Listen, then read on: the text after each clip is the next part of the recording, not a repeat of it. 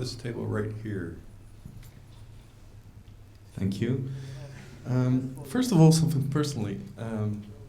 I thought it was very interesting to hear that somebody from one of our participants from our table, living in Nouakchott, told about his house 2 meters above sea level. 1 meter. 1 meter, sorry, and that he was worried about, well, what might happen to his house.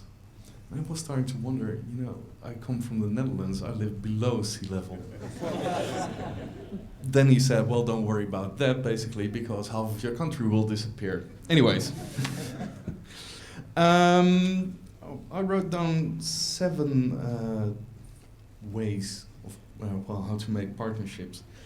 So I'll go through them very quickly, very briefly, I hope, and I probably won't do justice to them all. One of them was peace parks, again. Have peace parks because they can build common ground, how to share resources, etc. One thing was ministries of defense are very efficient in environmental protection, and one of the cases was again Mauritania, where the Navy is involved in the Ministry of Fisheries. So perhaps the underlying idea was perhaps that would be also something to think of in other cases.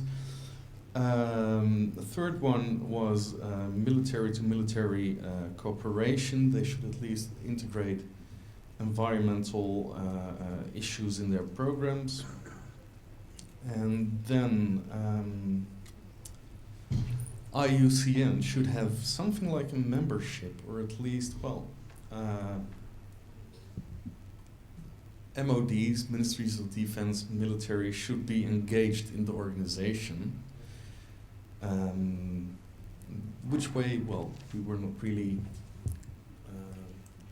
ready on that one. The other way around as well, IUCN might also recognize NATO for its efforts as an environmental protector, and that way, be like a positive stimulus to the organization. One which also at the other table was to include retired military in the commissions, and one which you mentioned because you were sitting here already, but indeed was Sherry's, is that IUCN has loads of data, is very good at collecting data, should provide them to the military to construct scenarios and war games with these. And the final idea was, why not have a war game or scenario thing next meeting in 4 years? Thank you. As a communicator and as the chair of the I'll get to this table in a minute, but I just have to put an editorial in here. As the chair of the Commission on Education and Communication, I saw people around the table flinching when Sherry mentioned war game.